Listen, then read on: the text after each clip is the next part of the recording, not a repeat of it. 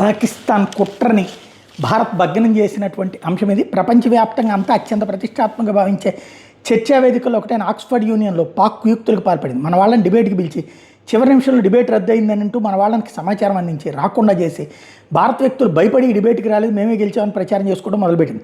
కానీ పాకిస్తాన్ కుట్రను మన భారతీయ బృందం ఆధారాలతో సహా బయటపెట్టింది. 2 రోజుల కిందట లండన్ వేదికగా జరిగిన ఈ కపట నాటకం ఆలస్యంగా వెలుగులోకి వచ్చింది. 1823లో స్థాపితమైన ఆక్స్ఫర్డ్ యూనియన్ సొసైటీలో ప్రతివారం నిర్వహించే చర్చలకి గొప్ప పేరుంది. చర్చిల్, దలైలామా, హాకింగ్ ఇలా ఎందరో ప్రముఖులు ఈ చర్చలో పాల్గొన్న చరిత్ర ఉంది. అలాంటి ఆక్స్ఫర్డ్ యూనియన్ ఆపరేషన్ సింధూర్ నేపథ్యంలో నవంబర్ 27న ఒక డిబేట్ నిర్వహించాలని నిర్ణయించింది. ఆ చర్చకి పాకిస్తాన్ వాళ్ళ పట్ల భారత్ అనుసరిస్తున్నది భద్రతా విధానంగా చెబుతున్న ప్రజాకర్షక వ్యూహం అని భారత్ పట్ల ప్రతికూల ధోరణితో కూడిన పేరు పెట్టింది. దీని వెనక ఉన్నదే ఆక్స్ఫర్డ్ యూనియన్ అధ్యక్షుడు మూసా హర్రాజ్, కోశాధికారి రజా నాజర్. వీళ్లలో మూసా హర్రాజ్ పాకిస్తాన్ రక్షణ ఉత్పత్తుల మంత్రి మహమ్మద్ రజా కుమారుడు. రజా నాజర్ కూడా పాకిస్తానీ. ఈ చర్చలో పాల్గొనేందుకు భారత్ నుంచి సుప్రీంకోర్టు న్యాయవాది సాయి దీపక్ మరో 2 సిద్ధమయ్యారు. కానీ చర్చ ప్రారంభం కావడానికి 3 గంటల ముందు సాయి దీపక్కి మూసా ఫోన్ చేసి పాకిస్తాన్ బృందం ఇంకా రానందుని చర్చను రద్దు చేస్తున్నామని చెప్పారు. దీంతో మన బృందం హోటల్లో ఉండిపోయింది.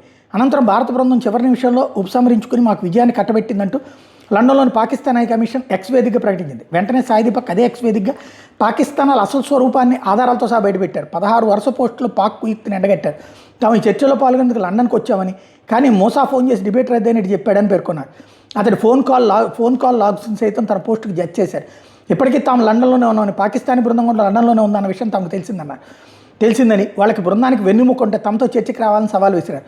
ప్రతిష్టాత్మక ఆక్స్ఫర్డ్ యూనియన్ సైతం పాక్ తన శత్రువులకి కుట్రలకి వేదికగా చేసుకోవడం మీద తీవ్రస్థాయిలో మండిపడ్డారు. దీని మీద శివసేన ఉద్ధవ్ ఠాక్రే వర్గం ఎంపీ ప్రియాంక చతుర్వేది కూడా స్పందించారు.